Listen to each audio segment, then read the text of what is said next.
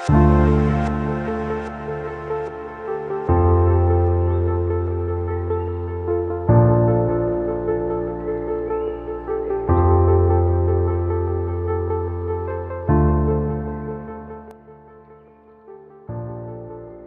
juga ya bertani sendiri. Bagaimana kalau kita membentuk kelompok? Halo, perkenalkan, saya Yunita Haryanti, penyuluh pertanian dari Dinas Pertanian Kabupaten Ogan Komering Ulu.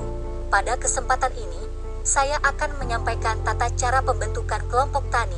Sebelumnya, marilah kita mengenal terlebih dahulu, apa itu kelompok tani. Kelompok tani adalah kumpulan petani yang terdiri dari tanaman pangan, perkebunan, peternakan, horikultura dan perikanan yang dibentuk atas dasar kesamaan kepentingan, kesamaan kondisi, lingkungan sosial, ekonomi, kesamaan komoditas dan keakraban dengan tujuan untuk lebih meningkatkan dan mengembangkan usaha anggotanya. Kelompok tani pada dasarnya merupakan lembaga petani non-formal dengan karakteristik sebagai berikut. Saling mengenal, akrab, punya tujuan yang sama, dan punya kesamaan pemukiman, jenis usaha, status ekonomi dan adat. Adanya kawasan usaha tani yang jadi tanggung jawab bersama, adanya kegiatan yang manfaatnya dirasakan setiap anggotanya, adanya pembagian tugas berdasarkan kesepakatan anggota dan adanya dorongan dari tokoh masyarakat setempat untuk menunjang program yang telah ditetapkan. Adapun fungsi kelompok tani yaitu sebagai kelas belajar bagi petani untuk saling berbagi pengetahuan dan pengalaman, sebagai wahana kerjasama di mana petani bekerja sama untuk mencapai tujuan bersama dan sebagai unit produksi di mana petani bekerja sama sebagai satu unit untuk memproduksi hasil pertanian. Sampai di sini apakah ada pertanyaan? Perkenalkan, nama saya Zulkifli dan saya ingin bertanya, apa keuntungan kelompok tani bagi petani? Baik, pertanyaan dari Pak Zulkifli akan langsung saya jawab.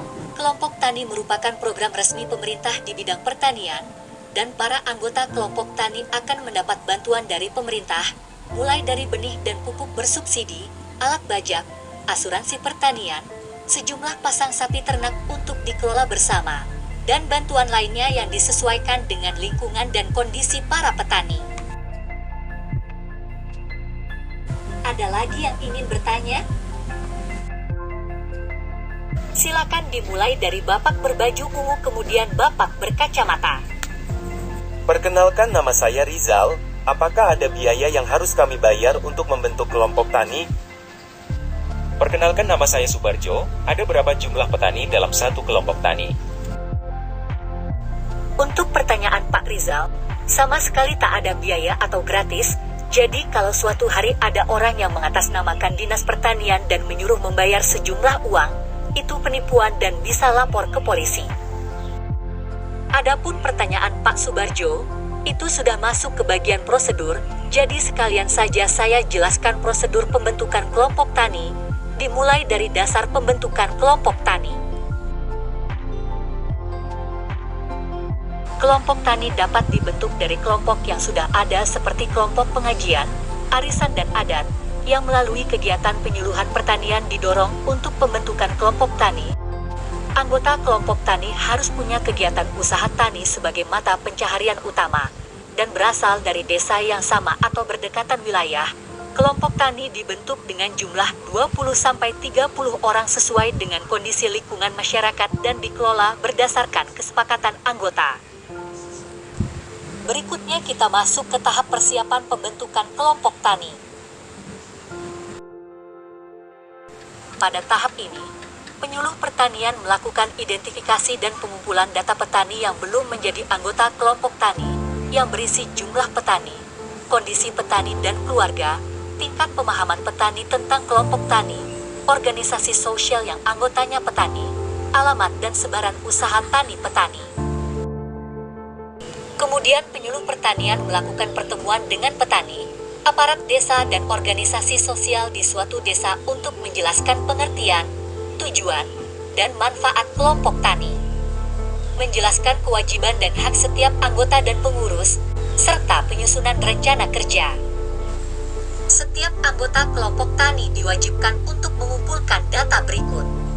Fotokopi KTP, nama ibu kandung, komoditas yang diusahakan, dan luas area lahan pertanian.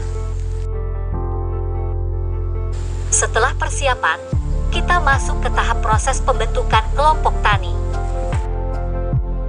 Para petani mengadakan musyawarah yang dihadiri oleh tokoh masyarakat, aparat desa, dan penyuluh, membuat kesepakatan dalam perencanaan kelompok, apakah akan berfokus ke tanaman pangan, perkebunan, peternakan, dan lain-lain. Menyepakati pembentukan kelompok tani yang disertai berita acara, dengan diketahui penyuluh pertanian lapangan setempat, Korluh atau Kepala BPP, dan Kades selaku aparat. Pengurus kelompok terdiri dari ketua, sekretaris, dan bendahara yang dipilih secara demokratis, beralamat di wilayah kelompok tani, mampu membaca dan menulis, tidak berstatus aparat, ASN, atau PNS, dan punya kemampuan sebagai pemimpin. Setiap kelompok tani yang baru terbentuk akan didaftarkan pada Sistem Informasi Manajemen Penyuluhan Pertanian atau simultan oleh admin kecamatan untuk diakui secara resmi. Setelah itu, setiap kelompok tani melakukan pertemuan lanjutan yang dihadiri seluruh anggota untuk menyusun dan menetapkan rencana kerja. Jadi apakah para hadirin sudah paham? Paham, Bu. Kalau begitu silakan tentukan siapa yang akan jadi ketua, sekretaris, dan bendaharanya.